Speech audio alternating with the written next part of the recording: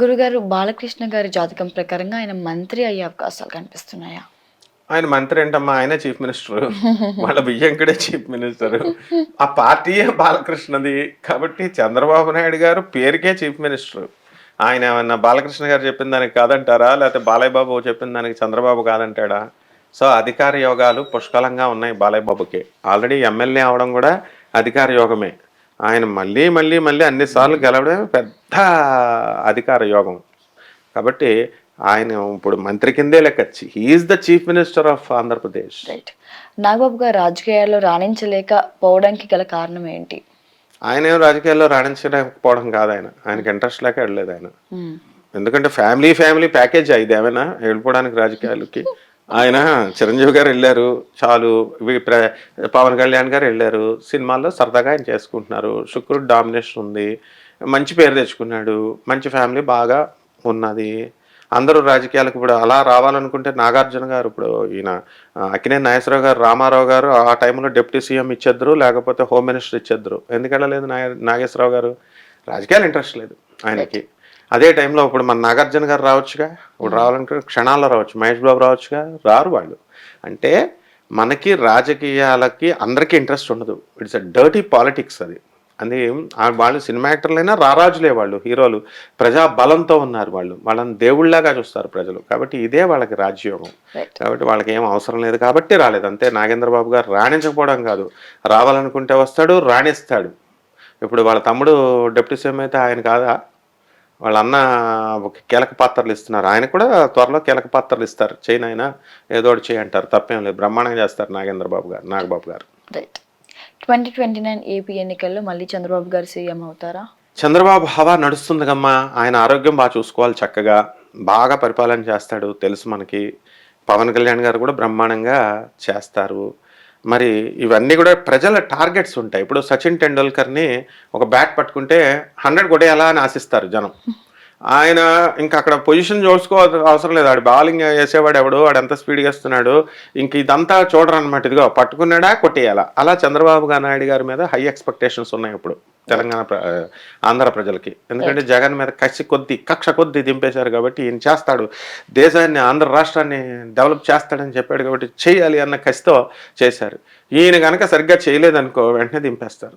వెంటనే అప్పుడు ఏమవుతుంది, ఆటోమేటిక్గా ఆయనతో పాటు ఇప్పుడు పవన్ కళ్యాణ్ గారు వల్ల చంద్రబాబు నాయుడు గారికి ఎంత గుడ్ నేమ్ వచ్చి ఇద్దరు బాండేజ్తో చక్కగా గెలిచారో, ఈ కోయిలేషన్ గవర్నమెంట్ని ఫామ్ చేశారో, బీజేపీకి ఏం పెద్ద ఎఫెక్ట్ ఉండదు. వీళ్ళిద్దరి మీద పడిపోయి వీళ్ళిద్దరిని నింపేస్తారు. కాబట్టి చాలా జాగ్రత్తగా వేయాలి వీళ్ళు స్టెప్స్. పవన్ కళ్యాణ్ గారికి ఆల్రెడీ 3 పెళ్లిళ్ళు అయినాయి, అందరికి తెలిసిన విషయమే. మరి 4వ పెళ్లి కూడా అయ్యే అవకాశాలు ఉన్నాయి ఆయన జాతకంలో? ఇంకెన్ని పెళ్లిళ్ళు ఉన్నాయి?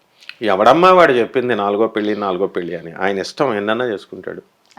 ప్రచారం అలా సాగుతుంది. ప్రచారం చేసేది మన ఫ్రెండ్సే, నాన్ సెన్స్ అదంతా. ఆయన 3వ భార్య ఫారినర్. ఇక ఆమె ఎందుకు వదులుతుంది దీన్ని?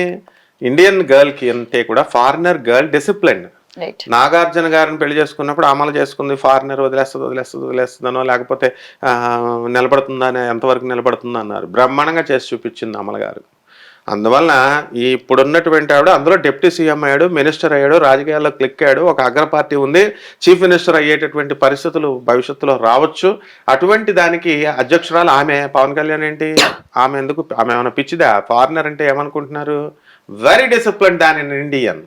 కాబట్టి ఆమె ఎట్టి పరిస్థితుల్లో వాళ్ళంటే ముందోళ్ళు వదిలేశారు. ఇదిగో వదిలేశారంటే ఏదో సెటిల్మెంట్లు చేసుకున్నారు. వాళ్ళు కూడా మంచివాళ్ళు పాపం. ఎలా అంటే అండర్స్టాండింగ్తో వెళ్ళిపోయారు వాళ్ళు. ఇప్పుడు ఏం ఆ ఛాన్స్ ఇవ్వదు. కాబట్టి 3వ పెళ్ళి, ఫైనల్ పెళ్ళి. Pawan Kalyan is fixed for her, fixed. And ఆయన గేమ్ అయిపోయింది ఈ 3వ పెళ్లితో. రాజకీయాల్లో కూడా చక్కగా బ్రహ్మాండంగా గేమ్ అక్కడ స్టార్ట్ అయింది, మ్యారిటల్ లైఫ్ గేమ్ ఆగిపోయింది. కాబట్టి ఎట్టి పరిస్థితుల్లో ఇక 4వ పెళ్లి అనేటటువంటి టాపిక్ లేదు, ఆయనకు పెళ్లి చేసుకోవాల్సినటువంటి అవసరం కూడా లేదు. అయితే ఇప్పుడు ఆయనకు బాధ్యతాయుతమైనటువంటి ఆంధ్ర రాష్ట్రం వాళ్ళంతా కూడా దాని మీద చూసుకుంటాడు ఆయన ఫోకస్, ఈ పెళ్లిల మీద చూసుకుంటాడు. ఎక్కడైనా ఈ పిచ్చివాగుళ్ళు వాగుతారు వీళ్ళంతా అంతే. నయనతార గారు విఘ్నేష్ గారి జీవితం ఎలా ఉండిపోతుంది? కలిసి ఉంటారా లేకపోతే మధ్యలో ఏమైనా డిస్టర్బెన్సెస్ వస్తాయా? ఆరెంజ్ లాగా ఉంటుంది, కలర్ఫుల్ గా ఉంటుంది.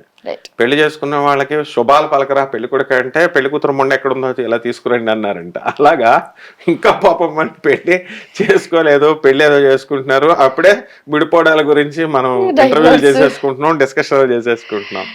నయనతార లేడీ అమితాబ్ బచ్చన్ అంతే.